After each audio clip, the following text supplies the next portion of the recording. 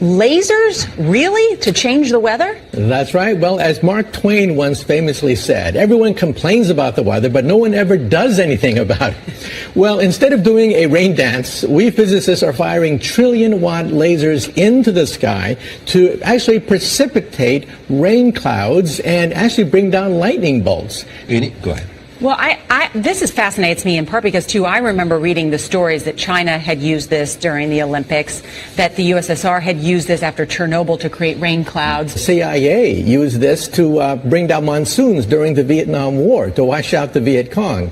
Governments have been playing with this thing. Alleged to. Alleged to, right. Yeah. Now, we realize that for decades now, these governments have been alleged to have experimented with weather control, but nothing conclusive. This time we're bringing in the laws of physics rather than simply waving our hands and uttering mumbo-jumbo. We're actually using trillion-watt lasers now. And in the laboratory, sure enough, they precipitate rain out of water vapor. Sure enough, you can actually bring down electricity down the beam. Firing trillion-watt lasers, you rip apart the electrons, creating what are called ions, and these ions act like seeds, like dust particles, bringing down rain and even lightning. Most powerful transportable laser ever created. It can burn through solid steel in just a matter of seconds. They call it the Jehipsel. And Northrop Grumman says it burns at roughly the same temperature as the surface of the sun. Northrop Grumman says they have a transportable laser that could be mounted on a fighter jet, giving it the capability to knock other aircraft out of the sky. What's more, the enemy wouldn't even know what hit him because the 100-kilowatt laser is invisible. It's not quite Buck Rogers. I don't get the big explosion, but in fact I aim at a soft spot and take away the plane's ability to fly. So more like a lightsaber, just cutting right through a wing. More like a lightsaber. Warfare ethicists agree that it's still easier to use a smart bomb to take out a human target than a laser. But this new technology does stack America's deck against the rest of the world.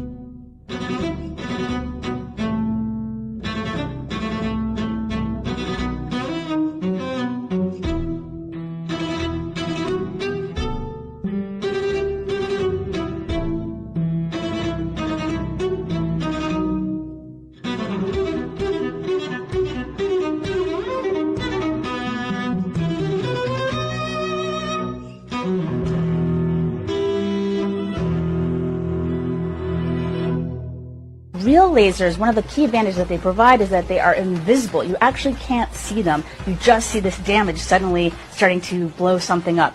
So if we take a look now at what the Athena did to a truck. So we're looking at a truck engine, and the Athena within seconds was able to beam right in there, heat the whole thing up, and burn through the engine of this vehicle. So if you can imagine if you were in that vehicle, all of a sudden this hole would start appearing in your engine and the whole thing would just disappear. That's what these lasers do. Now there's some other key advantages that we should mention. Let me give you 3 of them. 1, unlimited ammo. As long as we have power, we have an unlimited magazine. And downrange, of course, having unlimited ammo can be a huge advantage. Second, it's silent. We don't give the enemy any advance warning that it's coming. And then the third one I wanted to touch on is that it travels at the speed of light. Did you know that there are 2 sites in the U.S. that have these directed energy weapons? One is Nevada and the other is Maui. Let's start with this directed energy Air Force Maui optical and supercomputing AMOS site located on the island of Maui. May I quote from the website? Listen to this. Directed energy harnesses the power of the electromagnetic spectrum to enable airmen to effectively and affordably strike critical targets at the speed of light.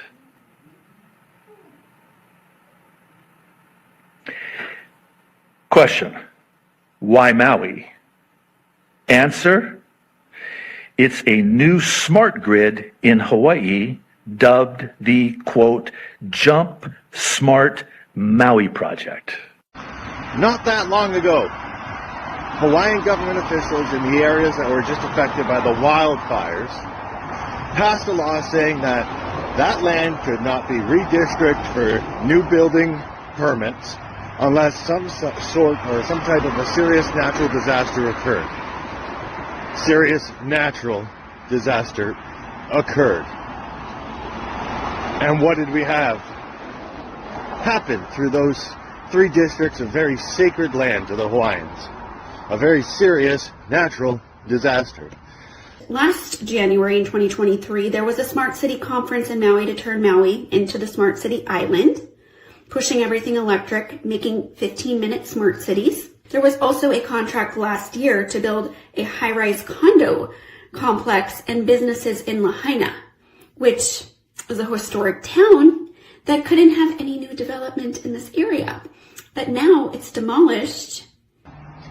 People called their insurance companies after the fire, and the insurance companies, for the first time, informed them that there was zoning infractions on their land, so they would not honor their insurance policies. And within 24 hours of these people losing their homes, the same developers who the Hawaiian elders fought in court to have that law passed are already calling these people and making them offers for their homes. We were told to evacuate by car.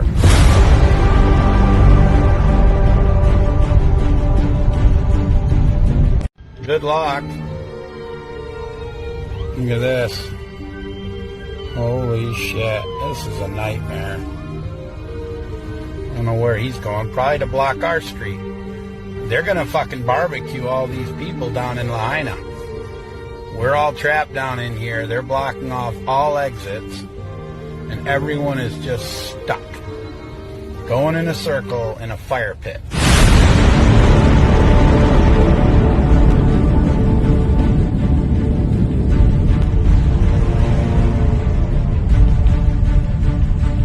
And they were letting people go in to get burned alive. There were people burning alive in the streets. There were people dead in the water. There were hundreds, if not thousands, of people that died. What they're telling you in the news is not true. And then all of a sudden they said, everybody's off, get off this highway, go down this way, down into town. Then they started blocking everything off there. And so you got corralled onto yes, Front Street. You yes. started on the Honopilani Highway. Yes. And you ended up on Front Street. Yeah, couldn't go anywhere. They just said, go north, go north, go north. And then when we got on Front Street, embers were coming over the buildings and landing on our vehicles. And we're all in a line trying to get to the end of Front Street to go north, like they told us to, not knowing that the police blocked off the end of Front Street so nobody could move. All of a sudden, nobody could move anywhere. So all I did was try to inch my way over to another yard and drive up through a sidewalk, come back around, and then I went.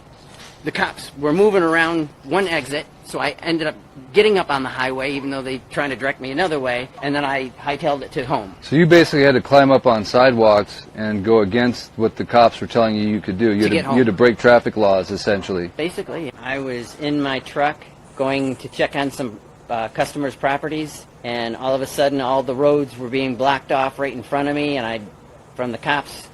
And I would go to the next street, and that would be blocked off, and the next one, and they just blocked everything off, forced everybody down on Front Street, in which then the flames were coming over our vehicles, not on our vehicles, but the flames are coming over top of our vehicles. And what street are you on at this point in time? Front Street. You're on Front Street yes. itself? Yep. So you got directed onto Front Street? Yep. Where did you start when you started this journey? I was going down the highway, and they blocked it off and wouldn't let me go any further. So you were coming from Laniapoko? No, I was coming from Waiakuli. Why? Okay, so you're heading going down the you're highway, heading south. And then they stopped us from going up on the bypass. Then they wouldn't let me go past the bypass to the other exits to go up there. So you couldn't go up the bypass? No. And then all of a sudden they said, everybody's off, get off this highway, go down this way, down into town. Then they started blocking everything off there, and then you were down on Front Street, and I got all the way down to Safeway.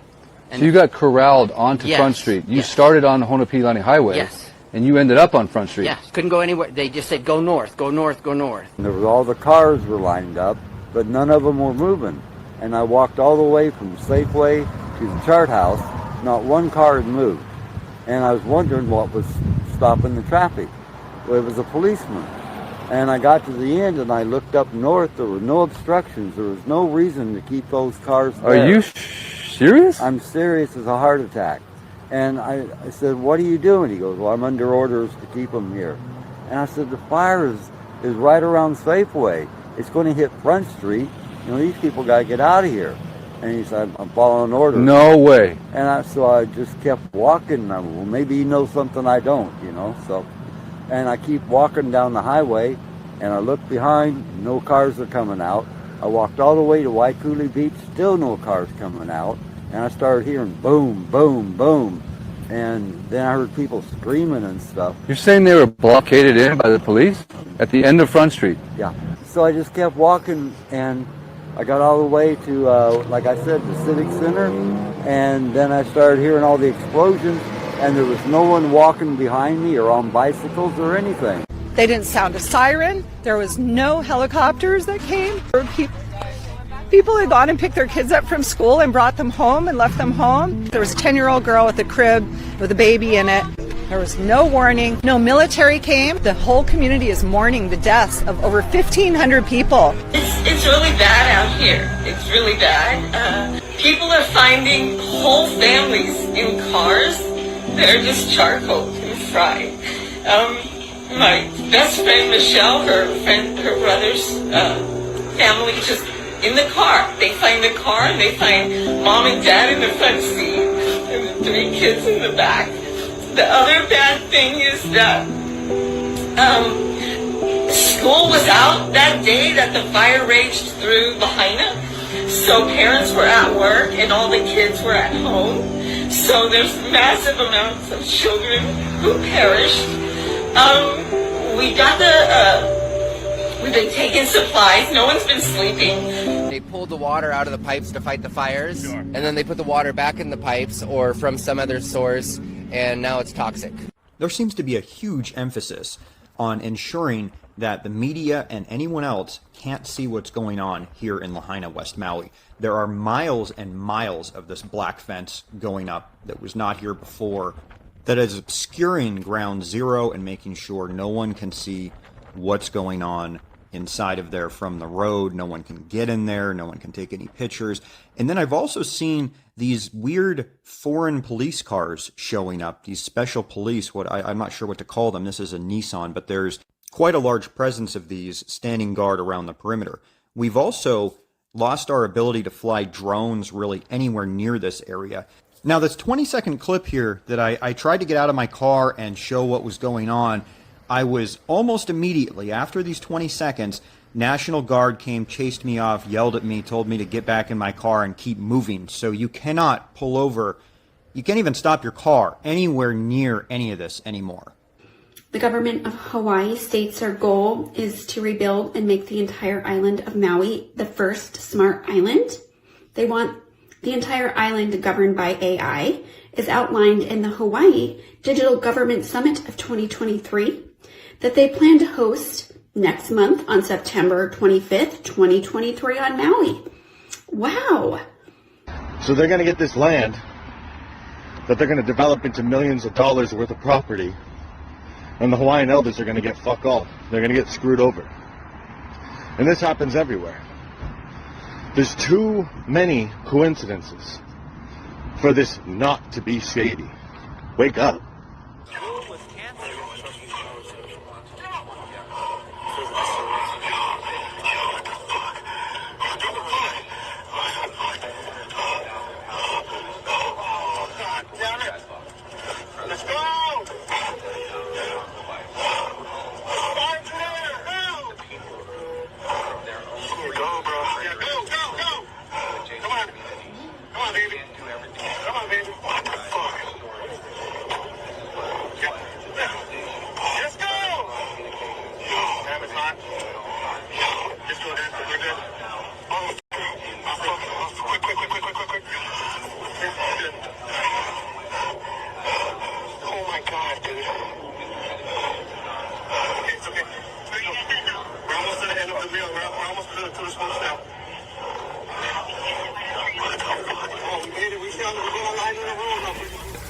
So do you get the picture, folks? I mean, those clips that I just played you at the start in that little compilation, if you kind of look at that, it tells you the story of what's happening here, how they did it, and what they intend to do with it. And it's all there. I mean, this isn't any conspiracy theory.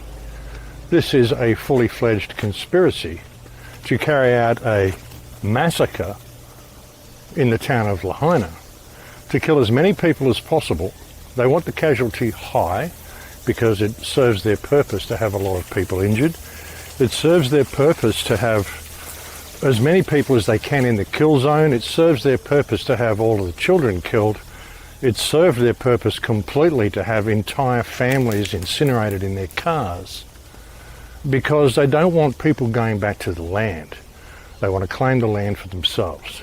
And they want the death toll to be high, because that way it's going to justify what they have to do, and it's going to prove that, yes, we need a new management system. Such a scam, folks, and there's so many red flags in this. I mean, it's a massacre. The whole thing was a massacre. It was a literal Holocaust, because Holocaust, of course, actually means burnt offering, and that's exactly what we just saw in Lahaina. Of course, most of the town burnt down, but not the elite houses along the shoreline. And somehow all the small businesses burned down, but of course not Kmart and the big shopping centre. That still remains there now. And you've got to ask the question, folks, when you look at it, and you look at the before and after, and you look where the shopping centre is located and where the fire was, how did the fire manage to jump 430 metres and burn both sides of the town, and yet not touch the large shopping centre and everything around there? I mean, it doesn't make sense, folks. This whole thing has been incredibly contrived. So yeah, there's around about 1,500 people very likely dead, maybe more. There's still 2,000, I mean, they say 1,500 people dead, 1,500 casualty, but there is still apparently 2,037 children who have not shown up to school. Missing. Not dead, just missing. There is speculation. Some people are speculating whether the children were stolen during the whole kerfuffle. When the parents send their kids home, somehow the children were stolen. I mean, I don't know. There's people that are going down that pathway. But, you know, there's no way of proving a lot of this sort of stuff. And so you've just got to wonder whether there's any justification to it or not. But the thing is, 2,037 children missing, 183 bodies washed up on the nearby island of Lanai. And that's the thing as well, like the fire was apparently so intense that we saw scenes that I showed you on the last video of where the fire was running across the ground because the wind was blowing it so fiercely that it was literally running across the asphalt and running across the road. And we saw that the fire was so intense and the wind was so intense that the fire actually went out to the bay and burned all the boats in the bay. So again, if it was that intense, how didn't it ignite the area in that 430 metre strip right in the centre of town where the fire was burning on both sides and even out into the bay and running across the grass at a mile a minute? How come it didn't burn these areas? You know, and there's so much evidence coming out of the use of directed energy weapons. Some of the footage that I had in the last video as well, folks, was apparently from other places. There was video of a Shell service station, which apparently was from a couple of years ago. That video that I showed you there in the centre of the last report, it had some stuff from Lahaina, and then it went into the white beams coming from the sky around near the Shell service station. This was someone else's video that they'd compiled, and I just thought this was all Lahaina, so I'm sorry about that. But apparently that was from somewhere else. And a lot of the stuff that you see when people talk about directed energy weapons as well, folks, as I explained to you in the reports that I did on the Australian fires about 2019, energy weapons are invisible. You can't see them. All these people that post pictures of beams coming from the sky, you know, red beams and yellow beams and white beams, these are photoshopped pictures. A lot of them actually show rocket launches in reverse. You know, they say, well, it's a beam coming from the sky and starting a fire. It's actually a rocket launcher, you know, like a small rocket, homemade rocket. People do this sort of stuff all the time. And a lot of the photographs that you see are actually rocket launches. There's some photographs where you see like large white beams coming from the sky, some video footage of that, and that seems to be real, and that could possibly be that plane, that particular plane that they've got, which I'll put up on screen. I mean, it's got quite a large beam come out of that, and who knows? I mean, maybe there's some factual reality to those photographs, but most of the pictures you see of lasers coming from planes or hitting buildings and things have been photoshopped in there and they're not real. It's important to remember that. You know, they'd never give themselves away by using visible beams. But the death toll in Maui is shocking, and the blatant way they've done this, I mean, literally rounding people up and shooting them into town, making them go into town, forcing them onto Front Street where they knew the fire was the worst, and the stories of entire families being found burnt out in cars, entire families of ash, parents in the front, kids in the back, animals, dogs, pets, everything just destroyed, except of course Walmart and the elite homes along the beachfront.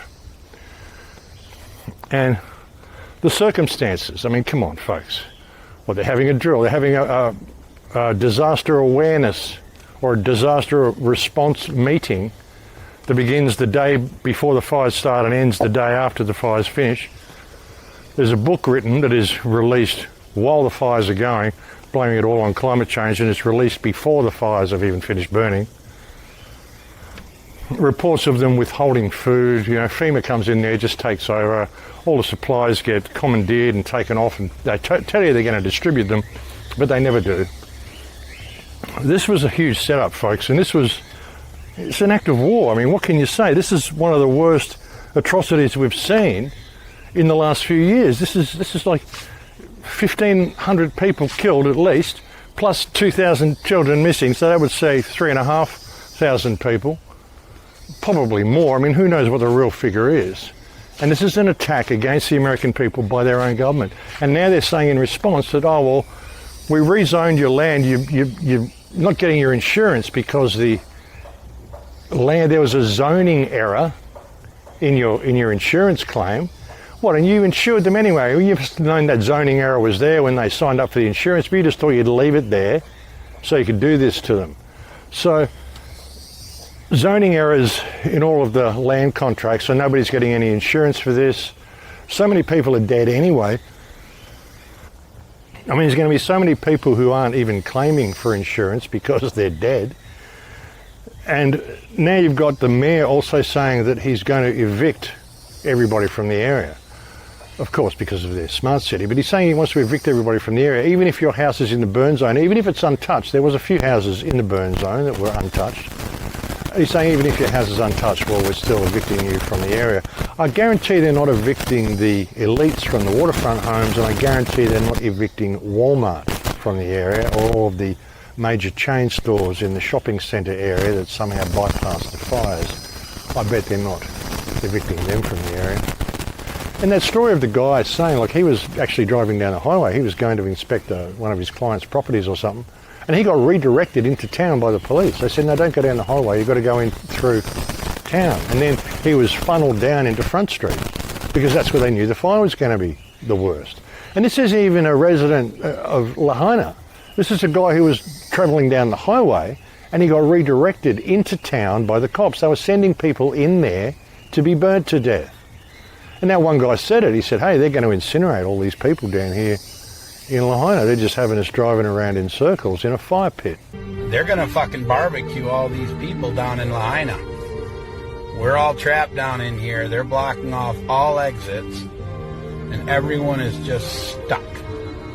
Going in a circle in a fire pit. And you can see it was a fire pit. It was a perfect circle around the town.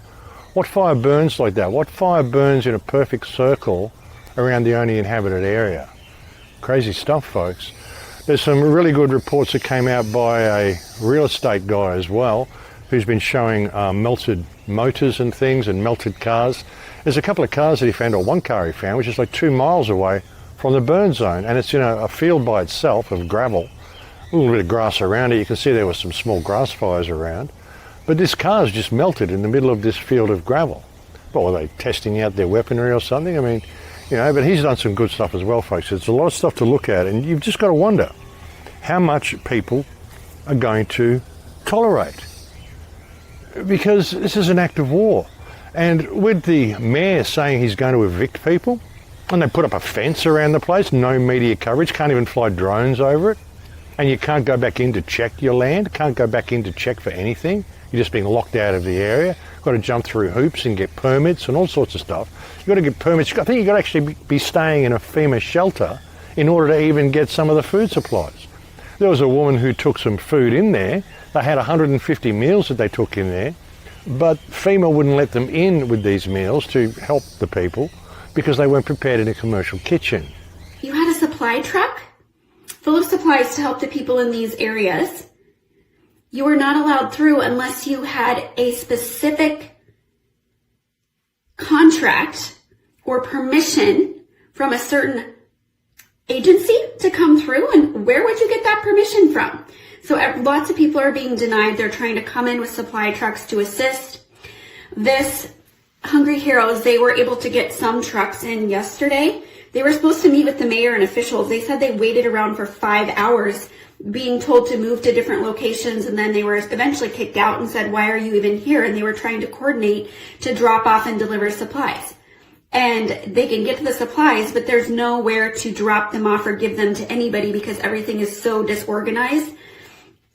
They also brought 150 meals, cooked meals, to help the people who need them. And they were denied because it was not cooked in a commercial kitchen. I mean, this sort of stuff is ridiculous, folks, and it shows just how much they're controlling the narrative and where they're going to take it. As soon as they say, oh yeah, we're evicting you from this area, and this is an area like the guy pointed out near that start as well in that opening clip, that the elders had fought to have law passed so that they couldn't develop this area. This is some of their most sacred land on the island. And the government thinks they're just going to take it from them and evict everybody from the area, and it's just all an act of nature, and it just wasn't anything to do with them.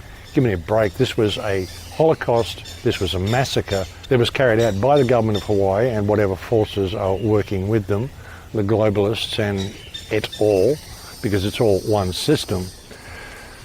But this is an act of war, folks. You've got to wonder how much the people are going to take. I mean, personally, I can't really speak because I'm living in Mexico. I'm not even in my home country.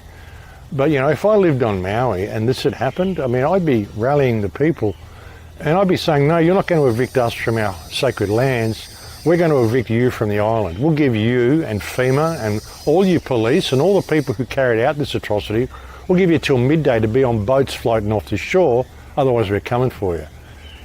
The people of Maui need to reclaim their island. The people of Hawaii need to awaken the Hawaiian spirit and realise that Hawaii is not actually part of the United States. It just moved in and never went away. And don't blame the white people who live there. There's a lot of good white people who live on Hawaii who totally respect the place, respect the culture, respect the Hawaiian gods, respect the ways of the Hawaiians. But the government is not among those people. The government and the state police force and FEMA and all these groups they bring in, Red Cross, FEMA, these are insidious organisations, folks, that aren't there to help.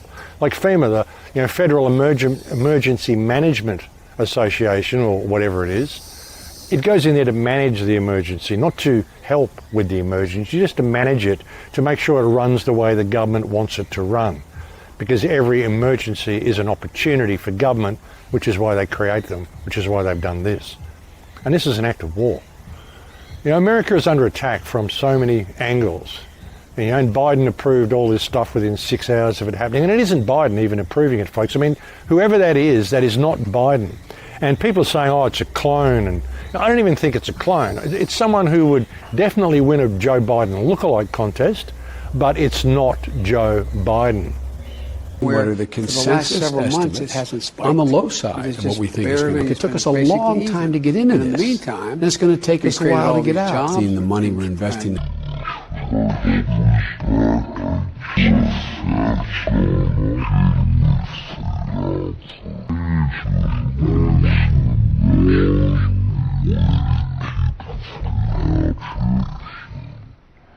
And reduce our energy costs and reduce our health care costs. This is a soft land. Yeah, that's not Joe Biden, folks. I mean, I know there's 10 years between those clips, but everything is wrong with that man. His nose, his earlobes, his forehead, his hair, the shape of his chin, the shape of his lips.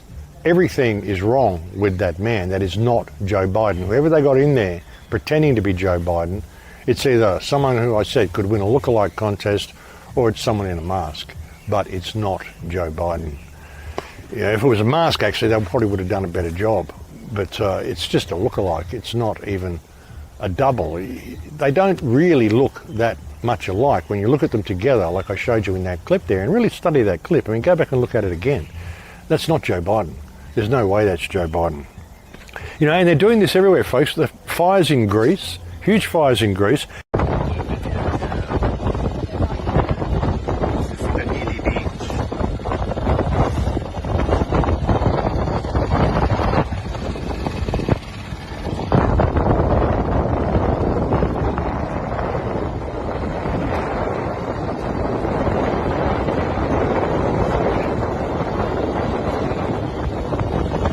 And they're coming for the Australians again as well. Watch out, you folks at home. Like, they're going to be running these fire campaigns again. They're already calling it fire season, and they're telling you to watch out. Apparently there's massive amounts of propaganda on the Australian news telling people to watch out because it's going to be a vicious fire season this year, all to push this global warming scam, which is a complete and utter scam. There is no global warming. It's all being done by them, folks. They're controlling the weather. They've been doing it since the 1960s. I mean, look at that TV thing. They announced that at the start, that Japanese guy, I forget his name, but they announced that at the start. They even used weather modification on the Vietnamese, on the Viet Cong in the 1960s.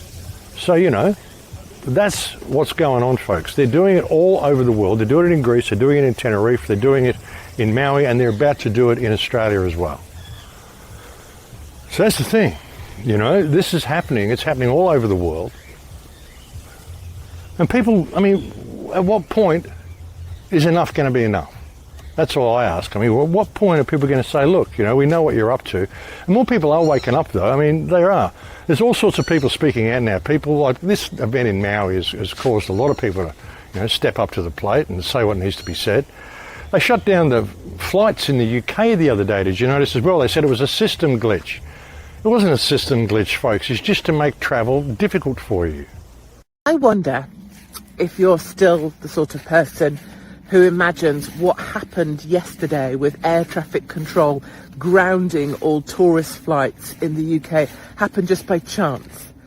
I wonder if you're the sort of person that still believes that that actually was just a technical glitch and happened by, you know, chance or just by accident, or it was something that no one would have wanted to have happened. If you are that person, then I guess you still believe in COVID and vaccines and all the rest of it, so we'll just accept that.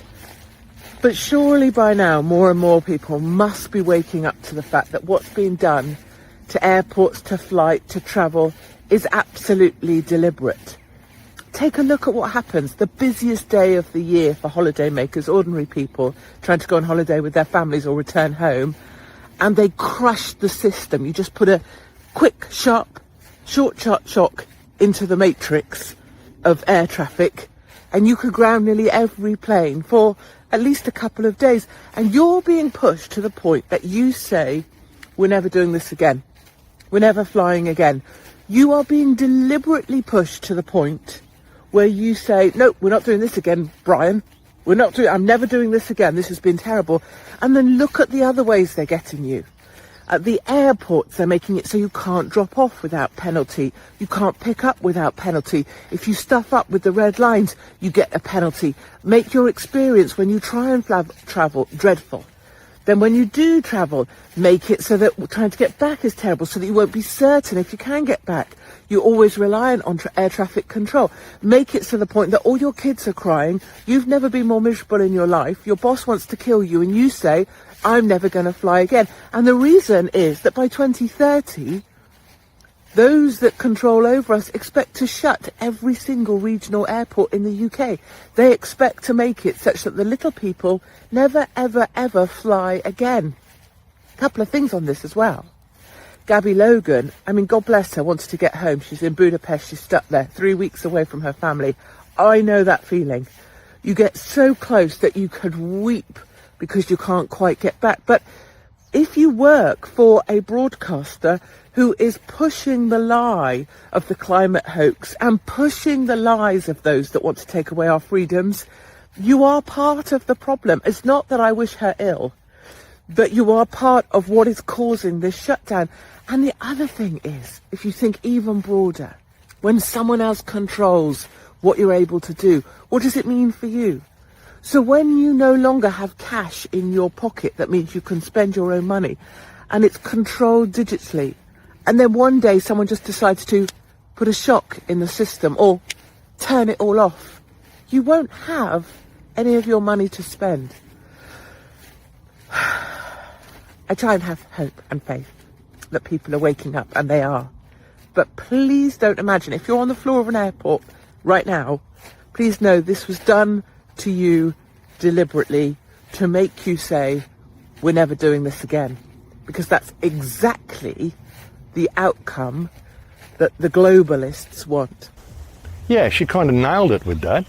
It's to make travel difficult for you. Even when I went to Thailand, a couple of weeks ago I went to Thailand and I went back through the United States. Even coming through customs back into the United States was a little bit weirder than usual. I mean, they just checked me out a little bit more than they usually do. You know, wondered why I was travelling so much, because nobody's really travelling at the moment, you know. So, yeah, they're doing it everywhere. And they're going to make this summer, in the Southern Hemisphere, they're going to make it a summer to remember. You know, and they're trying to get away with everything in Australia. They really are, like this voice referendum. They're still pushing that. You even had a guy, the head of Qantas, this toxic little dweeb, Alan Joyce, I think his name is, toxic little dweeb, was sacking airline pilots and telling people they couldn't fly if they didn't have the poison jab and all sorts of crap. Now he's got a yes thing on an aircraft, on a Qantas aircraft. And bear in mind, folks, this is the government using money from the government coffers, so you could call it taxpayer money, really, and he's using it to promote the Yes campaign, spending millions and millions of dollars on promoting this Yes campaign, all your money, but you're not allowed to promote the No campaign. There's no thought of that. There's no opposition. There's no debates. You know, the government won't go and have a public debate on TV or anything about what's good about it and what's bad about it. Oh, no, forget that. They'll just do their campaign and tell you that if you vote no, you're a racist. When what the Yes vote will achieve will be complete removal of rights of everybody in Australia. It'll be the removal of the rights of the Aboriginal people, the removal of the rights of everybody. It'll give these parasites masquerading as government the ability to be able to rewrite the Constitution at whim to whatever they want. And these guys aren't even a valid government. And not only that, they're doing everything they can. Like I showed you the other day, you've got to put a tick or you've got to write yes or no. You can't put a cross. Even if you put a tick in the no box, because it's a tick, it's going to be counted as a yes vote, right? So basically the government is rigging it as much as they possibly can because it's a referendum. I mean, you know, it's a referendum. You've got to go and you've got to vote by paper. So it's going to be a little hard for them to fudge it. And there's a huge campaign behind the scenes that the media isn't talking about. A lot of people are saying they're going to vote no on this, and so they should. But the government is employing every single tactic it can to secure a win for the yes side, even to the point of complete and utter blatant dishonesty. So, you know, it just shows you how worried they are about this and how desperate they are, folks. The Australian Electoral Commission has confirmed that ticking the box on the referendum ballot paper rather than writing yes could count as a yes vote, but crosses won't be counted. The revelation by Commissioner Tom Rogers on Sky News prompted an outcry among some voters who say accepting ticks but not crosses could favour the yes campaign. Please make sure you write on that box yes or no in English. Now, there are some savings provisions, but I need to be very clear with people. When we look at that, it is likely that a tick will be accepted as a formal vote for yes, but a cross will not be accepted as a formal vote. The Electoral Commission confirmed today that while not all ticks will be accepted, all crosses will be deemed informal. Ultimately, the Commission says it will be up to the Divisional Returning Officer at each ballot place to decide if a tick has made a voter's intentions clear. Does that effectively inflate the yes side? The no side might say, well, hang on, it's a lower bar for the yes side? No, not at all, and they couldn't be taken that way, but that's why we're spending a lot of time talking to the community about what constitutes a valid vote. There'll be very clear information on the ballot paper in the polling place. We're spending a lot of time on that issue. And what we're trying to do is to make sure under the legislation that when the voter's intent is clear, that those votes are included. Yeah, they're pretty desperate to be doing that sort of shit. You know, and with everything that's coming, I mean, they're kind of showing their hand. They're showing their hand because they know they're beaten, I think, folks. I mean, Klaus Schwab and this whole thing they're going to do, they've really overplayed the card in Maui. They've really overplayed the card. They're overplaying the card in the UK. Look what's going on in the UK. It's some sort of a Jubilee festival or something. Look what it's turned into. Yeah, I mean, I don't know what the festival's called, but there's some sort of festival going on in the UK, and that's what it's turned into. Absolutely crazy, folks. And, you know, the West has gone completely nuts. The West has always been pretty nuts, but it's gone completely nuts these days. Transgenderisation, all of this. I can't stop talking about this whole transgenderisation and what they're doing, folks, because it's one of the most insidious and evil crimes I've ever seen committed against a society, doing what they're doing to children, because all of the transgender campaign, it's all aimed at children. You know, if you're old enough to know better and you want to go and transition yourself when it's not possible, all you're going to be doing is cutting your penis off or cutting your breasts off and turning yourself into a client of the medical industry and pharmaceutical industry for the rest of your life and desexualizing yourself because, you know, you're not going to be able to have sex properly or any of this sort of stuff. You know, your whole body's going to be messed up, your hormonal system's going to be messed up, and your mind's going to be messed up because you were allowed to pursue this path of self-mutilation simply because you suffer from dysphoria. So, you know, but doing it to the children, doing it to prepubescent children is absolutely shocking. And this shows that the West suffers from a real sickness. As actually pointed out by this guy, who I believe is a Muslim, and I agree with what this guy says. His name, I think, is Shahid Goblis or something like that, Shahid Goblis. I'll put it up on the screen. But have a listen to this guy's summary of what this transgender movement is doing to the West. And I think he pretty well nails it. You don't raise your children the way we do. I mean, a 9-year-old boy in Gaza is more of a man than a 25-year-old in America. You prolong adolescence to an absurd degree. You don't prioritize maturity, but at the same time, you sexualize your children very early. I mean, you've got like third graders twerking, you know, and singing explicit song lyrics, and then you put that on social media for everyone to see. You're teaching kindergartners about sex, masturbation, about homosexuality and transgenderism.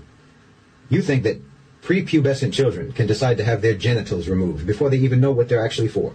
You put little girls in beauty contests and try to turn them into, you know, miniature Beyoncés and Cardi B's singing about WAP. I mean, 12%, I saw a study, 12% of 12-year-olds in the U.S. are already sexually active at 12. Now, 6.5% of them had actually already engaged in anal sex by the age of 12. The majority of sex offenders in the West victimize children, and they say about 90% of sexual assaults on children are never even reported. So imagine what the real numbers are.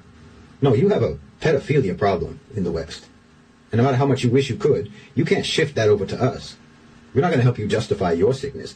Yeah, I think he pretty well nails it with that little bit of commentary, folks. And that's the thing. I mean, it's a war against us in all manners that you can think of. As I mentioned in the last report, 7 more nations have signed up to BRICS. They're talking about bringing this online in November the 1st. If the United States loses its position as the world reserve currency, it's going to be an overnight crash for the people. It's going to freak a lot of people out. A lot of the other Western countries are going to go down with it, people who are too dependent upon the United States. You know, and they can orchestrate it anyway, because none of it's worth anything anyway. I mean, fiat currency is not worth anything anyway. Even by using it, we're sort of, you know, part of the problem, but what choice do we have in face of the fact that we have to pay to be alive? It's either use their fiat system for the moment or switch over to digital.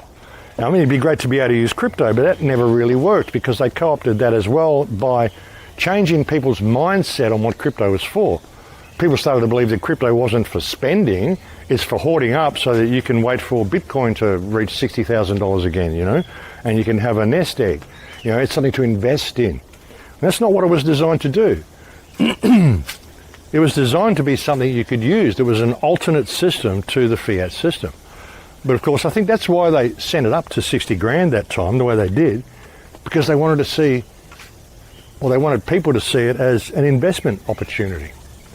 So that's been the problem with crypto. And yeah, you get a lot of shops won't accept it and stuff anyway. I mean, it's difficult. I mean, it's kind of borderline because it's a digital currency.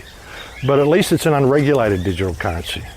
Again, it's only as good as it can be while the electricity's on and while you have access to the internet. And as I've said many times, I think our relationship with the internet's going to change in 2025. But crypto, I think, was a legitimate attempt to get us out of the fiat system and get us into an independent system.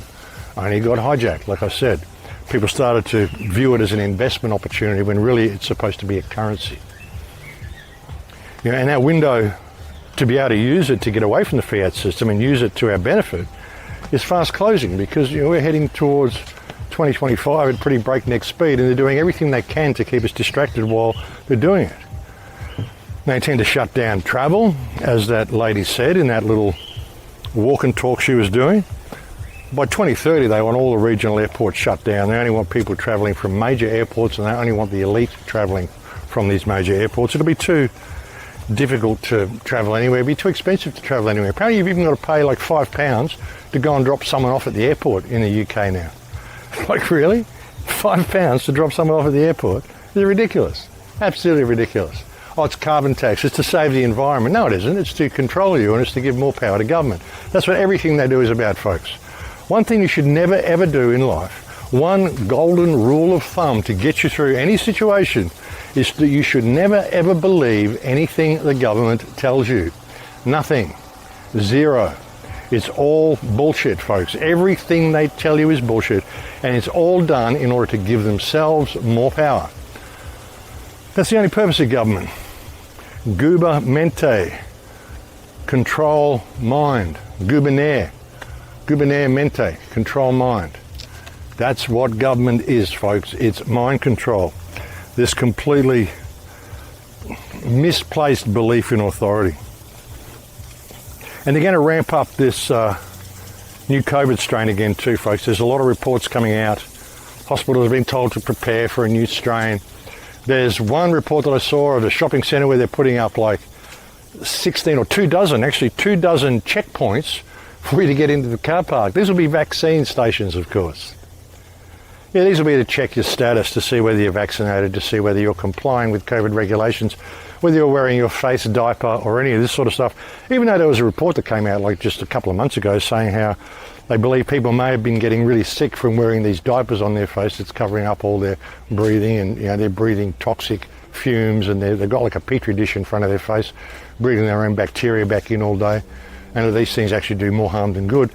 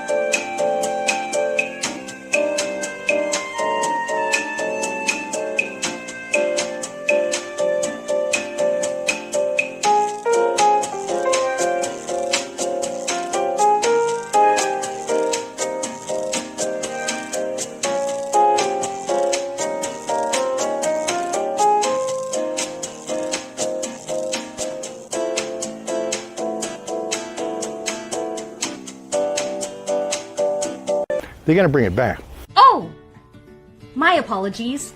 Mandates are about to be reinstated, so I was wearing my mask to get ahead of the curve. I love my mask, especially in an election year, because it's a simple yet effective way to display my allegiance to the regime. Am I concerned that an analysis of top scientific studies was conducted this year and concluded that mask mandates did nothing to stop the spread of COVID-19? Nope. Am I concerned that mandatory masks once led to mandatory vaccines, which led to an epidemic of heart conditions in the otherwise young and healthy? No. Am I concerned that COVID stimulus checks and manufactured supply shortages have created a steep loss in purchasing power, making it next to impossible to afford basic necessities? Not even a little bit. Am I concerned that this state of hyperinflation will eventually lead to the perceived need for a government-backed universal basic income that will enslave us to the state in inconceivable ways? Not until it affects me directly. And why am I not concerned, you ask? I'm not concerned because I decided a long time ago that sticking to a bad course of action is much easier than admitting I was wrong. Because in order to admit I was wrong, I have to admit the right was right. And I don't like losing face to or for anything. Unless it's my mask. I've decided it's much easier to pretend my mask protects me from a viral illness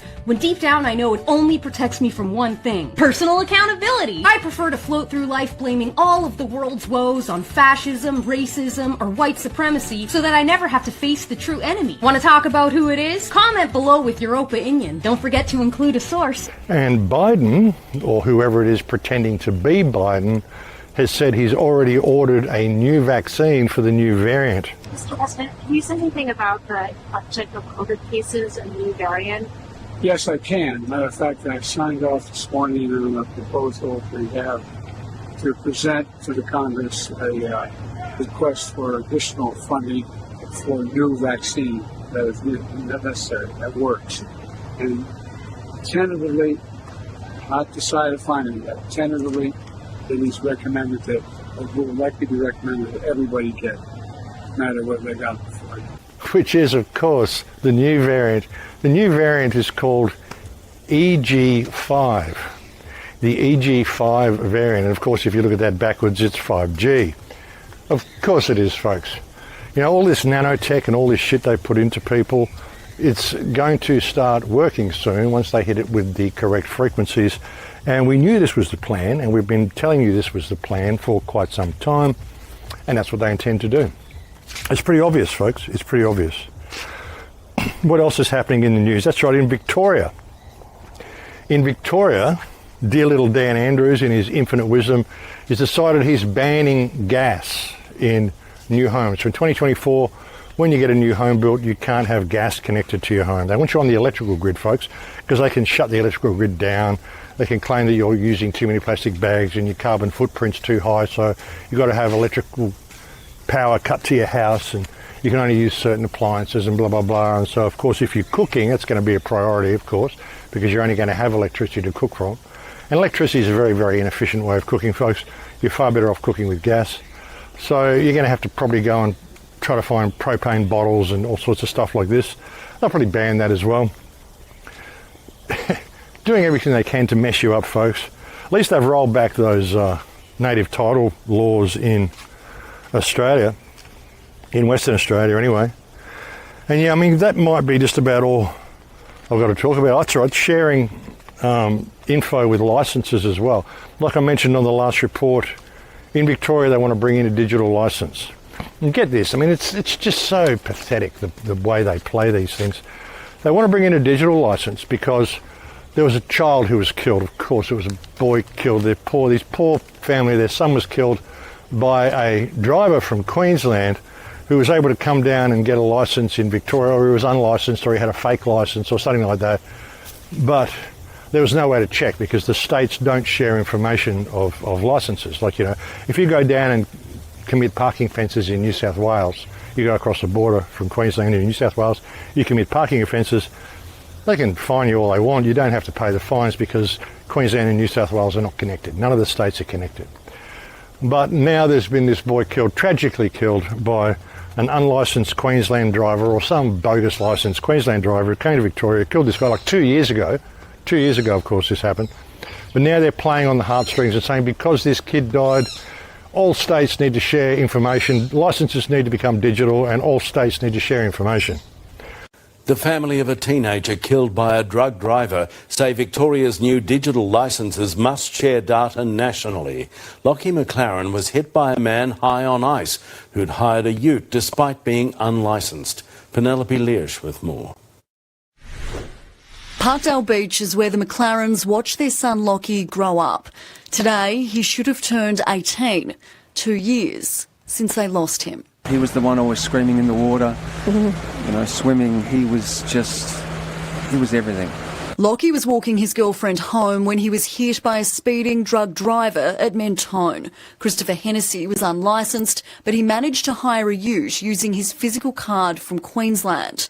We've had 2 years of just unfathomable grief because it's just still we have such disbelief that this actually even occurred. As Victoria trials digital licences, the McLarens are urging the government to ensure the program keeps those who shouldn't be on the road off it. Victoria's really lagged behind in getting this technology. If there'd been a digital licence in place on this day 2 years ago, Lachlan, it could have saved Lachlan's life. Okay. Pity there isn't the same outcry for the 137,000, which I believe may now actually be up to 140 or 145,000 people who are sick and injured from the jab that the government forced them to take. No, we can't worry about that because that was all safe and effective. Fauci said so. Fauci, who now is of course an expert on climate change. God, we're lucky to have him around. Why this guy hasn't been run down yet, I just can't understand, folks. I mean, I don't know how he's able to go out in public. I don't know how any of the people, the politicians or the police or any of these people in Maui are able to go out in public, folks, honestly, after what they've done. But now they're saying we need all the states to work together to have a digital licence in Australia. So, it's all going down the same path, folks. And the more they can put the fear into you and keep you believing that you need government to look after you, the more they're going to get away with this. And it's time for the people to act in a positive way. Come together, be supportive of each other, and just step away from the system. The entire government system is invalid in Australia. These are corporate entities. The Australian government is a corporate entity. The Australian Tax Office was never actually formally gazetted. It doesn't legally exist. You don't have to pay your taxes to these people. You don't have to vote for these people. You don't have to do a damn thing these people say. And the people of the country need to rally up because you do have the numbers. And God, I wish I was there with you. I was going to come back actually while I was in Thailand. I was going to come back to Australia. But I spoke to my landlord and he said, well, he's actually closed his business. And all of his business is basically in my shed. And it was a print business, a t-shirt business. And so the shed is full of thinners and really bad stuff. And all my bed, all my stuff's gone mouldy because they had like 8 months of rain a year or so ago. So all my blankets and my bed and everything's all been thrown out. So I can't really go there at the moment. I don't really have a home there at the moment where I lived, because I've been away so long and so much stuff has happened. And there's another room outside, the room that I used to kind of sit on outside and start my walk and talks with, the Tambo. But that has no windows, it just has fly screen windows. And I have a potbelly stove in the shed. I mean, it's winter there at the moment and it's apparently pretty cold. So yeah, there's nowhere for me to actually stay at the moment. But later in the year when it gets a little bit warmer, maybe in the middle of fire season or something, I might be able to go back there and sort stuff out. But the people have got to stand up and rally against this system, rally against these corporate parasites and call them out for what they are. This referendum doesn't mean crap. It doesn't, because the government that is instituting the referendum is an invalid government. I mean, governments aren't even supposed to be able to institute a referendum. It's supposed to be the people that call for a referendum, and then the government isn't actually allowed to spend government money on advertising one side of the referendum. I mean, everything it's doing is illegal.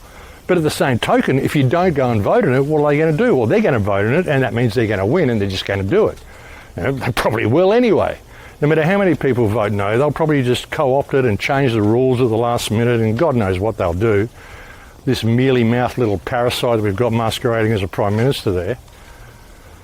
But people have got to stand this up. I mean, none of this stuff would stand up in the High Court, and everything the government's doing, everything it's saying, even its claim that it can collect taxes from you, even its claim that local councils are actually government when they're not, even its claim that it can institute this referendum, even its claim to be government is invalid. And none of it would hold up in the High Court if people were to take it that way. I mean, I know the court system's corrupt, But what other method do we have? There's got to be some way of demonstrating to the people out there, the sleeping masses that are still there, that we're right in what we're saying, and that we can actually institute a new government. We can actually create a beautiful world for the human race if people just put down all of their bullshit and their belief in authority and realise that we can take it to the highest court of the land and we can prove our case in any court. And if we do it publicly enough and we've got enough people on our side, then we will reach the sleeping masses. But we've got to realise that we've got to stop justifying what governments are doing, and we've got to stand up for ourselves. It's time for us to grow up, folks. We've got to become adults. Put very well by this member of the EU Parliament, I think her name is Christine Anderson, and she kind of says it pretty well, and this is exactly what we need to do. For God's sake, stop giving your democratically elected governments the benefit of the doubt. They are not deserving of that. They are not. Stop rationalizing whatever your government is doing. Stop rationalizing and come up with some good intentions. They have no good intentions. You cannot comply your way out of a tyranny. It is impossible. Trying to do so, you will only feed a gigantic alligator in the hopes of being eaten last. But guess what? Your turn will come, and then you will be the one swallowed up. I also have to ask the people, end your silence. Speak up. For God's sake, stop complying. Start rebelling. They're out to get you if you do not resist. Yeah, stop justifying what these politicians are doing.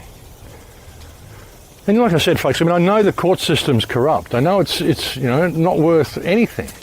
But the High Court might have some worth if we can do it in a public enough way and we can reach those people in the middle, those people that are still on the fence. Because there's three types of people in the world, folks. If you really want to look at the world from a conspiratorial perspective, if you want to call it that, or from an awake perspective, or from a realistic perspective, because I don't think what we're doing is conspiratorial at all. I don't think our thoughts are conspiratorial. I mean, conspiracies do exist. They exist in all circles. They even exist in criminal circles. I mean, why do you think the police have a conspiracy department if the only conspiracies that exist are all theories? They're not theories, folks. All a conspiracy is two or more people getting together in a closed room and saying, well, if we do this and this and this, and we work to help each other, then it's going to be beneficial for us and we'll be able to rise above everybody else. That's conspiracy, folks. Why do you think government closes the doors all the time? They have these little question times when we can see what they're saying, then they close the doors. What are they talking about?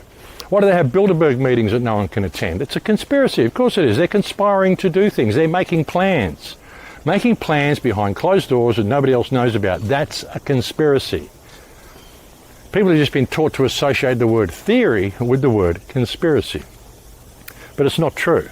So I think we have a realistic approach to life, and we have a realistic approach to reality, because we don't get led by the media, who I continue to reiterate are one of the main problems we face in the world today, folks. It's the media who has sold the lie to everybody.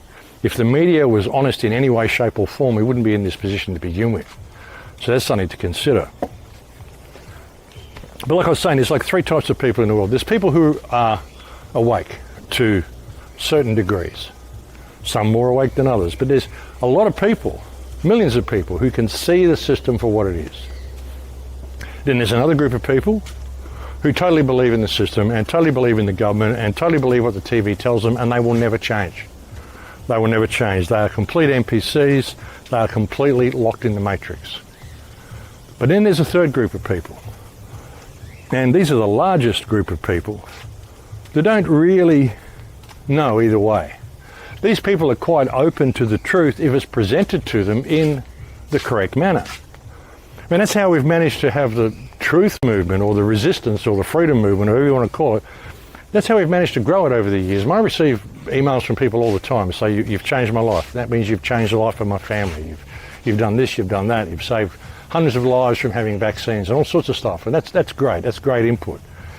But, so I mean, I've reached millions of people. Like back on YouTube, I had 140,000 subscribers, or 240,000 subscribers. 140,000, I don't know, it was a while ago. I think I had 140,000 subscribers. No, I had 240,000. And I had like 21 or 26 million video views. I was reaching a lot of people, and then they kicked me off. And that's just me. I mean, if I was still on YouTube now, I'd have a couple of million subscribers. So that's how many people actually get the information. And it's not just me, it's other people as well. So many people are putting out this information. So we've reached lots and lots of people. So it can be done. It's getting to the people that are in the middle now, and you're finding that a lot of the people in the middle, I mean, they're seeing what's going on. Like that woman speaking out about the airport closures. Like this Muslim guy speaking out about what's going on with the West, not just because he's a Muslim, but because what he's saying is absolutely true and people need to hear it. You know, like the people on Maui that are speaking out. I mean, what's happened on Maui, as tragic as it is, it's serving to wake up a lot of people. Even the people that aren't on Maui are seeing what's going on and saying, hey, this is staged. This is completely staged. A lot of people in England are seeing this, their country is being overrun. In England and Ireland. So many people like doing Muslim dances and Muslim parades down the street. Hundreds and hundreds of people that are just coming on boats. Or is that what we do when we go to places? Well, we were here in Mexico. Do we get all the white people and all the American? We do a big dance and show our strength and walk down the streets of Mexico City? I mean, no, of course not. But this is all being done. It's all being undermined. The whole Western civilization is being undermined. I mean, you know, it's a pretty crazy civilization, really, when you look at it anyway, the West. I mean, it is. It's a crazy civilization. We've done a lot of good stuff, but we've done a lot of bad stuff as well. And maybe we haven't, you haven't, I haven't. But like the guy says, we call ourselves the West. So, you know, it's one thing to take credit for Western achievements, but you've also got to, you know, if you're going to do that, if you're going to think of yourself collectively as living in the West and take credit for Western achievements, oh, wow, we created computers, we created the microchip, we created all these sorts of wonderful things. We also created a lot of crime and a lot of poverty and a lot of bombs and a lot of wars and a lot of destruction and a lot of transgenderism and a lot of destruction of children and a lot of pedophilia and rape and plundering and pillaging and a lot of bad stuff, folks. So it's a sort of a collective thing. I mean, the West could work. It's just that the West has lost its path. It's lost the spiritual path. It's lost its connection to God. It thinks its connection to God is in going to church and being in denial of everything that's going on around it in its own country. You know, going to church and praying to God and believing in Jesus and all this sort of stuff, but ignoring what's going on in your own society, ignoring what your presidents are doing, ignoring the wars, ignoring all this stuff that happens that we contribute to by keeping silent about it. You know, if you're working in these industries, if you're participating in these things, well, it's like the girl said, you're part of the problem. You know, if you're working in government, if you're working in the airline industry, if you're working in the media, and you're supporting all of these objectives, well, you're part of the problem. Even if you're working in government, it doesn't matter what you are, it might be a secretary, whatever you're doing in government, whatever you're doing in the media, you could be a pencil pusher, you could be a little boy who runs errands and runs notes from room to room or whatever. You're still part of the problem. Anybody who supports these industries or works in these industries is part of the problem and should be held accountable for what they're doing. Because like I said, the media is the ones who've sold the lie. But getting back to what I was saying, I mean, there's three sorts of people. There's those who are awake to what's going on, those who will never wake up, and there's the huge group in the middle, who we've reached millions of already. I mean, the resistance, the truth movement, the freedom movement, whatever it is, has grown in numbers exponentially. I mean, even with as much as you don't like them, like Q and all that sort of stuff, it's even reached a lot of people. It's just that it's kind of, like Q's a gatekeeping operation, same as Trump, it's a gatekeeping operation. They reach a lot of people, they get all the awake people, and they corral them over into this area where they're just sitting there waiting for Q to make another drop and waiting for Trump to come back and save them. Trump's not going to save you. Trump's part of the problem, folks. And what is Trump? Say it would rise to 105% of GDP over the next 10 years. Yeah, I mean, I know he says all the right things, but they always do. There's always someone in there who says all the right things, folks. And, you know, Trump came to prominence like 7 years ago now. What's changed? The world's gotten incredibly bad in that time because people are still waiting for a politician to save them from the other politicians because they still believe the system is real. They still believe there's a left and a right. They still believe there's a difference between the Democrats and the Republicans. I mean, there might be small differences, But not the major ones, folks, not the major ones. And the world isn't being run by Republicans or Democrats or Tories or Liberal or Labor or any of this sort of stuff anymore. It's being run by the World Economic Forum, and that power is soon to be handed over to the World Health Organization that's going to do it under the guise of pandemic preparedness and looking after human health. We're undergoing a soft coup, and the idea is to create a whole new set of laws and ignore the existing human rights laws and other laws under the pretext of pandemic preparedness and the biosecurity agenda. The WHO is developing through all its nations, but with the WHO Directorate and the United States in charge, a pandemic treaty and amendments to the existing international health regulations that will remove the human rights protections currently embedded in the IHRs, will enforce surveillance, censorship, get rid of freedom of speech, require governments to censor and only push a single narrative. Also, we will be subject, if they can make this work, to vaccines developed in 100 days, which the organization CEPI is planning to do. And one of the people who founded CEPI was Jeremy Farrar, who is now the chief scientist at the WHO, to bring this forward. Other things that amendments do is to bind the states so they are no longer recommendations but enforceable edicts. Provide a liability shield, get rid of intellectual property rights, move supplies from one country to another, enforce digital passports, and the Director General of WHO can demand that a pandemic or a potential pandemic exists. He can just declare it with no standards, and then countries around the world will have to obey. Also, the WHO will tell you what drugs you can and can't use in your nation once a pandemic is declared. Obviously, the budget will increase. One Health is another part of this.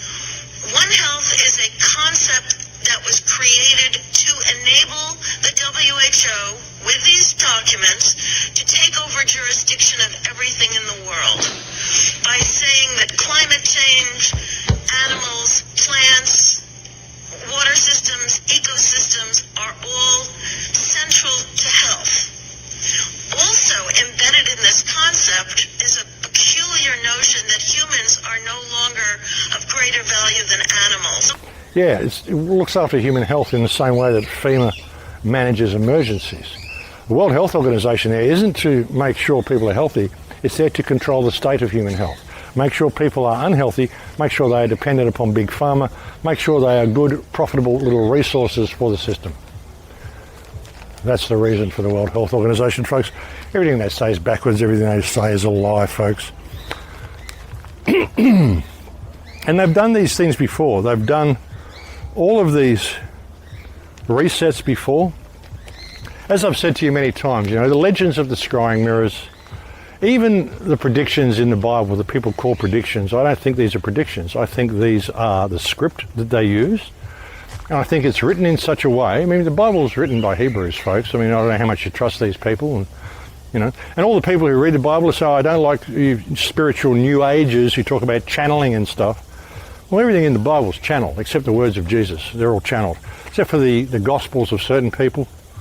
You know, Gospels of Paul and the Gospels of whoever.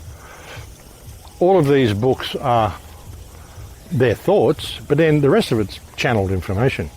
So you'll believe that channeled information, but you won't believe the other New Age channeled information. You know, whatever floats your boat, I guess. Personally, I don't really buy into any channeled information. I just buy into what I can see and what I can prove myself and what I can feel and what my intuition tells me is right. You know, sometimes I'm right, sometimes I'm wrong. Most of the time I'm right, though. When I look at the last 16 or so years of doing these radio shows, I've been pretty spot on with a lot of the stuff that I've said was coming, and it's stuff that I predicted even back when I was in high school. But they've done these resets before. And like I said, I think the 666 is something that we've seen, like, so much through this scandemic. Like I said on the last show, you had those stickers that they had on floors, and they had a 6 and a 6 and a 6. Well, they had 3 dots, and they had a 6 between them, telling you need to stand 6 feet apart in all directions. You see it's come up so much lately, like even Patent 666 by Bill Gates. I think they do these things all the time. Even the spectrum of blue light that I mentioned on the last report, that they would have used to start these fires, these lasers, if they used dews, which I would suspect they did. There's all sorts of evidence for it. But even that is 6.66, is that frequency of light. We see this all the time, and I think this is there. I mean, they do this so that the Christians are going to go, oh my God, it's the end times, it's all the predictions are coming true, and they're going to sit back even tighter, and they're going to wait for Christ to come and save them. But I think the people who actually wrote the original stories, because Revelation is so allegorical. It's incredibly allegorical. How are you going to get information to the future in a way that maybe someone will be able to decipher it and not have it censored? Well, you'd write it in complete allegory like they have Revelation.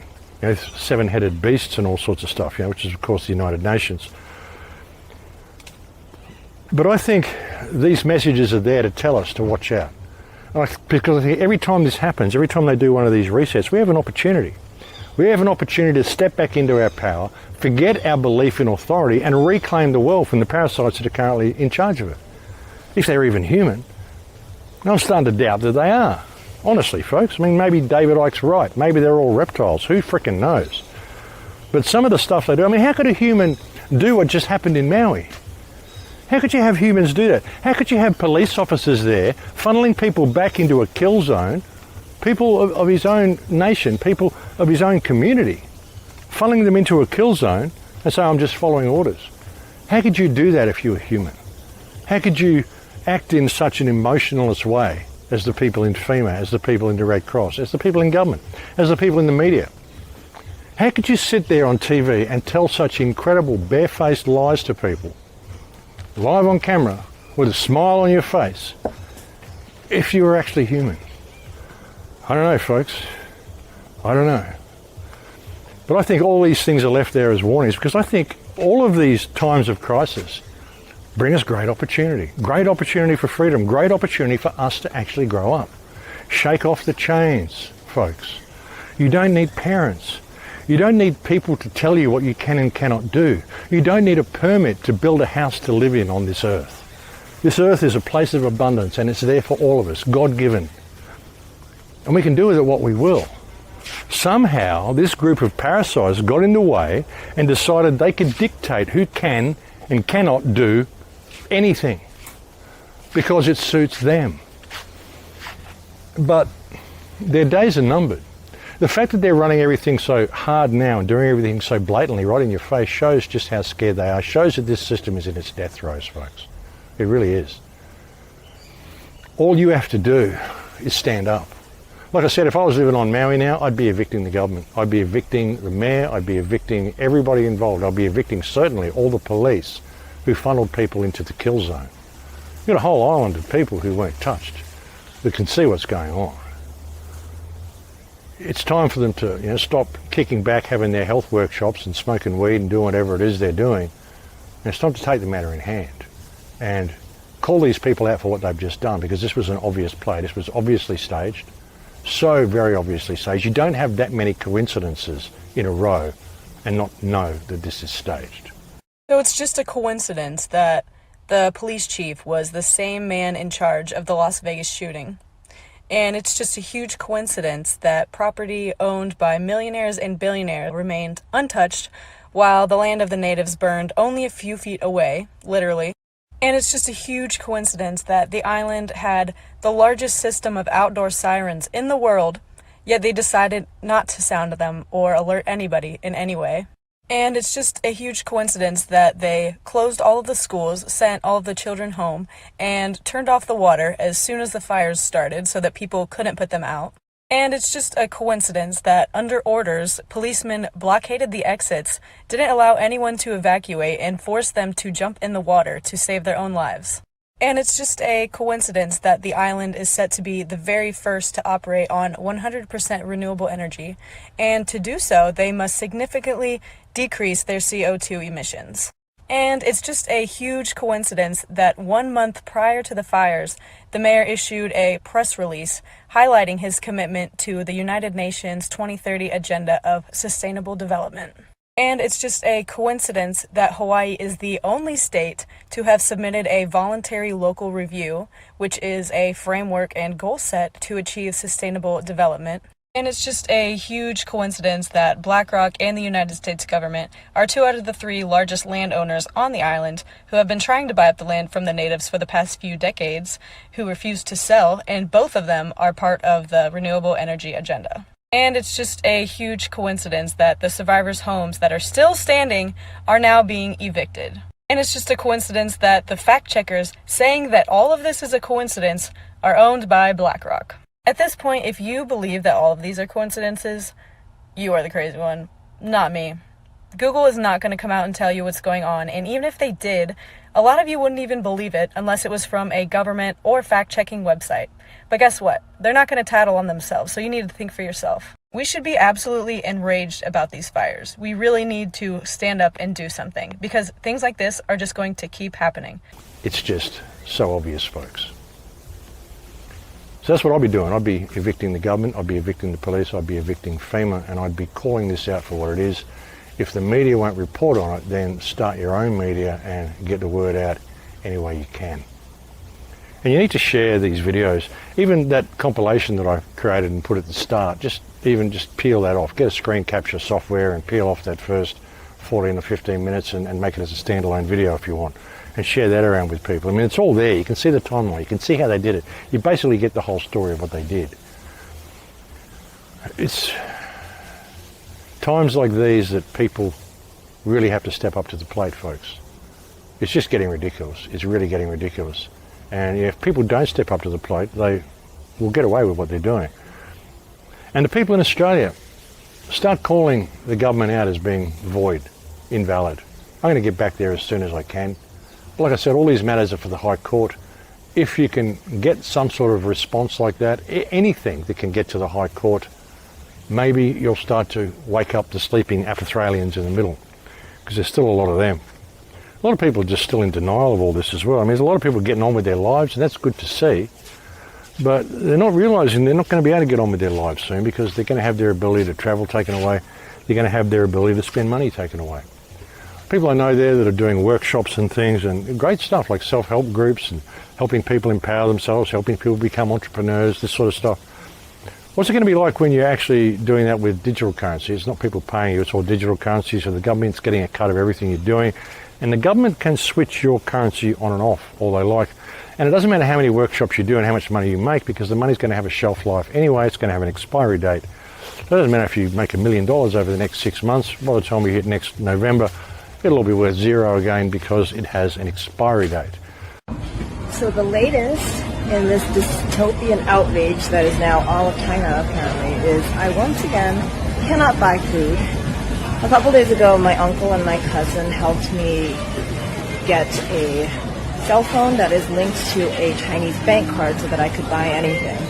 But now, apparently, it has been flagged for some reason, and I have to pass facial recognition identity verification, which is insane, because all I want to do is just spend my gift card balance on this debit card.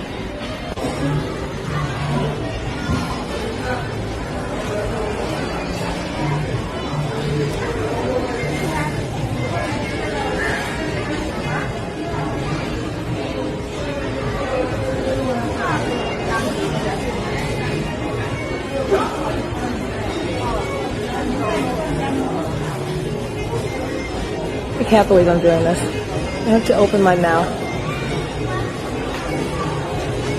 Oh my god. Terrifying.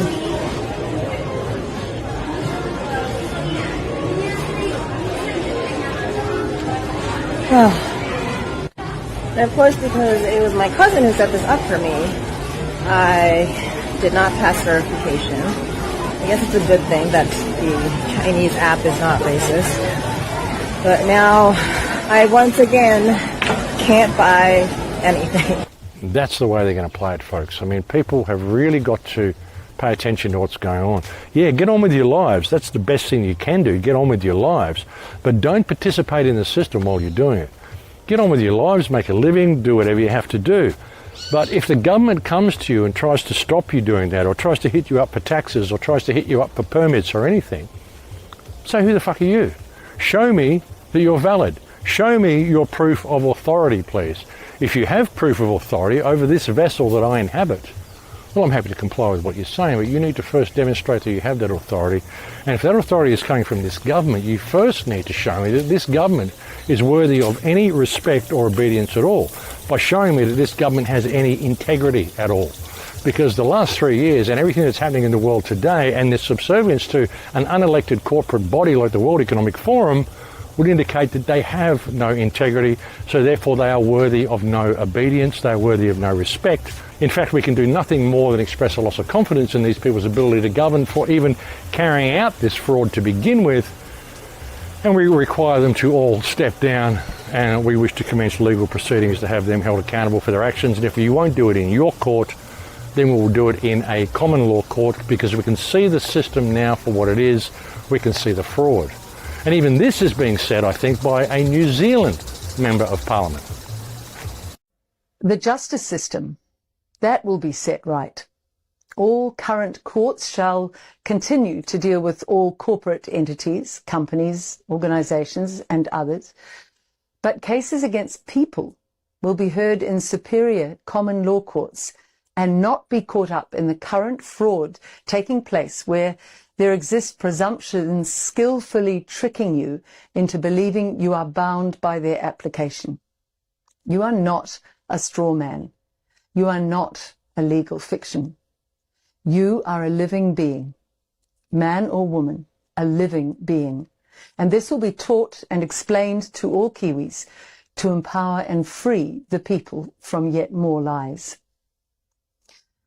Unless there is a victim, there can be no crime. You shall no longer be used as a government cash cow or to bolster the coffers of other state agencies. Coming from a background in law, as I do, steeped in the traditional ways of the New Zealand legal system, it has been a huge bridge for me to cross. And I can now see how important it is to help others to understand the nuanced weaponization of our legal system against us. A higher law, fully entrenched constitution, shall be proposed to you, the people, seeking your valuable input. It will be a constitution that effectively limits the powers of government, and it will enshrine and protect our God-given natural rights, and it will hold them inviolate. Ask yourself why, with some organisations coming out for particular parties and saying, no one else stands a chance, so you should vote for A or B or C, who hasn't had a go in power for a while. Ask why those parties, who've been in government before in this country, have not told you the truth. Why haven't they told you the real mechanics of this matrix in which we all live? Or of the deep state creatures who, I'm afraid to say, have for centuries, in fact, ruled our existence.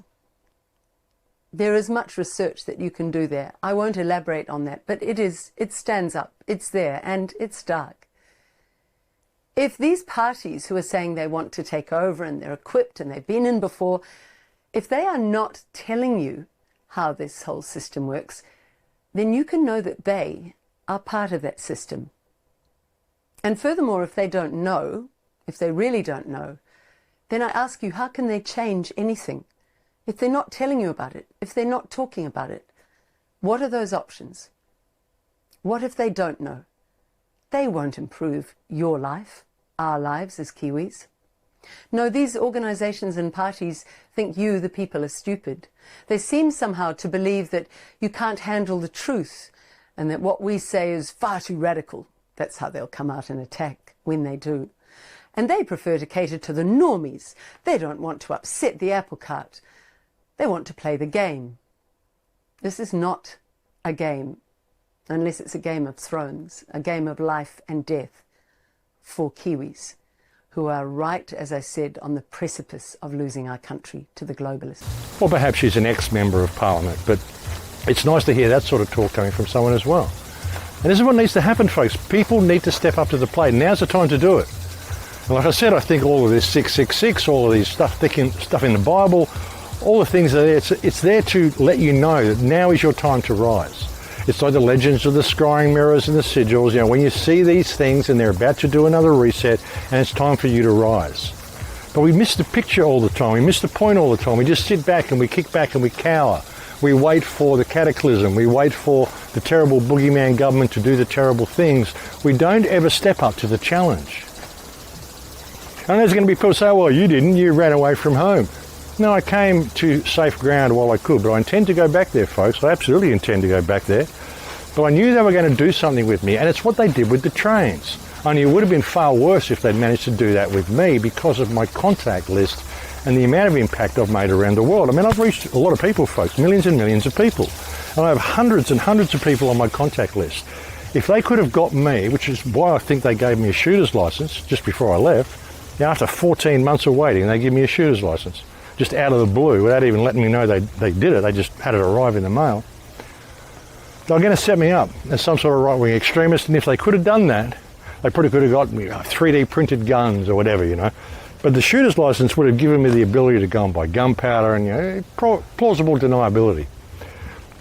So they could have set me up, and that way they could have painted the entire resistance in Australia. Anybody on my contact list, anybody on my Skype, anybody that, you know, that I've been associated with at all, plus people around the world, they could have painted the whole lot as a terrorist cell. You know, right-wing extremists who are planning to secretly take the government out. Well, no, we're not. We're planning to stand up against you people and call you out for what you are, because you're all a bunch of frauds, because the problem is that the government is planning on taking the people out. This is what we're seeing around the world, which is what we just saw in Maui, which is what we just saw with the Australian fires in 2019, and what we're going to see this year as well, I would say, folks, or early next year. It's happening everywhere else. They're calling it climate change, and it's not climate change because climate change is a fraud. But yeah, but that's why I left. But like I said, I plan on going back. I mean, my most powerful weapon at the moment is my voice. You know, I get things wrong sometimes, folks. I'm only human.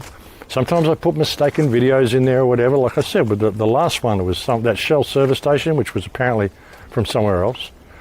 There was some footage in there of the Paradise fires as well, but that was put in there just to demonstrate that it's the same. What we saw in Maui is basically the same as the Paradise fires. In Paradise, you saw all these houses that were just burnt to white ash. It was supposed to be a wildfire, bushfire, forest fire. You had aluminium rims melted. I mean, these melted like 1300 degrees. In Australia, we have trees explode from the fire. The fires get so hot that the trees get so hot because the trees are full of water. People say, oh, the trees don't burn because they're full of water. Well, they burn. You get a really hot fire go through a place and the water inside the tree boils and it explodes, and the trees literally explode. That's the sort of stuff that happens in Australia. We have some wild bushfires in Australia, folks, I tell you. But you don't get fires that are hot enough to turn a house to white ash and to melt aluminium rims on your cars and not burn the trees and not burn the asphalt. Asphalt goes molten at like 480 degrees or something. You've got fires that are burning at like 1400 degrees, enough to melt aluminium rims in cars, which is something that does happen in fires, folks. I mean, just because you see a car with aluminium rims melted doesn't mean that it was a directed energy weapon that did it. It could have just been a really hot fire. But when you look at what we just saw in Maui, I mean, like I said, the fire didn't jump over Kmart, didn't jump over Target, didn't jump over the main shopping centre, didn't destroy any of the elites' homes.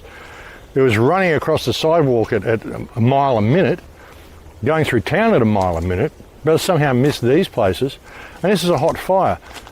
A fire that's going that fast, not fast enough to actually burn the trees, can't possibly melt cars and things in that way. We've seen cars melted in Australian fires, but like I said, we have some incredibly hot fires here, folks. We have fires that cause trees to explode. here in Australia. So there's a lot to point to the fact that directed energy weapons were used for what we just saw in Maui. But again, you don't even want to get bogged down in that argument, because ultimately it doesn't matter. What matters is that they did it. What matters is what it's going to be used for. See, that's something that we do with a lot of these situations as well, is we start analysing the details. And sure, I mean, you've got to look at the details to get an idea of what's going on. Like I said, the details that I've looked at point me towards the direction of directed energy weapons. That's the way I'm leaning. Can I prove it? Well, no, but there's a lot of evidence to say that's what they did, and there's a lot of evidence that these weapons actually exist, as I showed you in that opening clip. So if they exist, and they've got this Maui Smart project going on, and one of these weapon systems is located in Maui, why wouldn't they use it?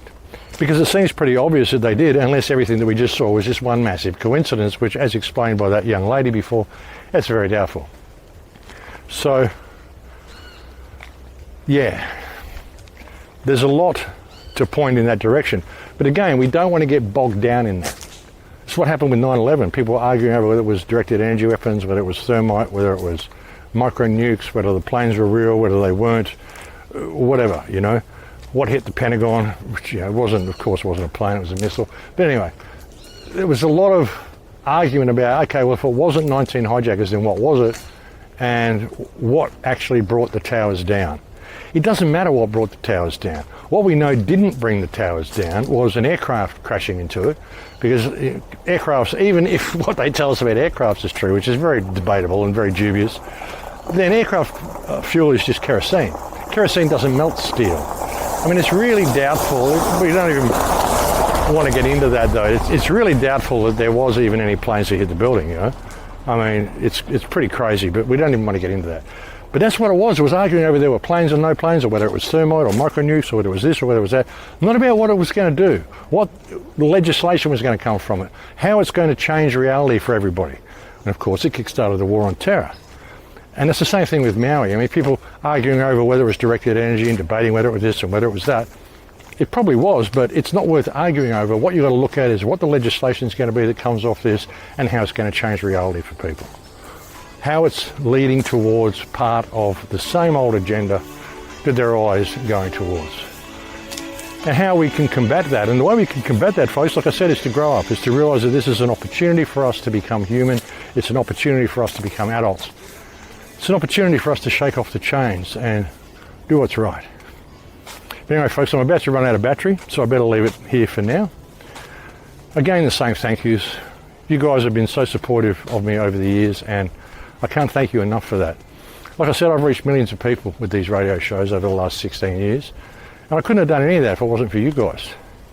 Because, you know, I sold all my guitars, I sold all my stuff, I got rid of pretty well all the wealth that I had for the first, 8 years of doing this. Didn't even have a PayPal or ask for donations or anything like that. I had a PayPal, but I didn't ask for donations. I mean, I've never asked for donations. I've only ever thanked people who do choose to donate. I mean, sometimes I have, occasionally, when I've been a little bit tight. I've said, hey, I could really use some support this month, but I try to do that as rarely as possible, folks, because none of this is about money. None of this is about fame or fortune. It's not about anyone being set up as a guru or anything. It's about freedom.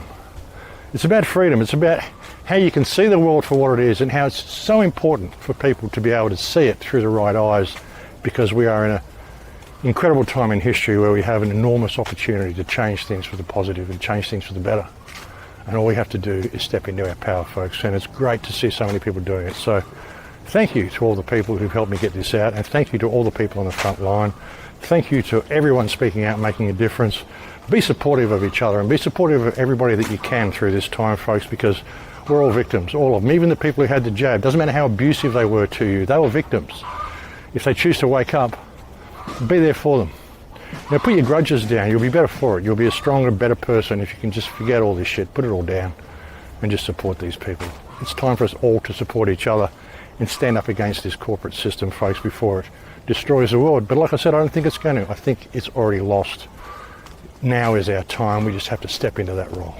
I'm not going to leave it there for now, folks. Thank you for joining on this report. I'll bring you another one soon. Please take very good care until we speak next. And look after yourselves and stay strong, stay safe. In Lakesh. When you withdraw cash in Australia, the banks want to know why, so let's go tell them the truth. How much? Around 6,000. What is it for?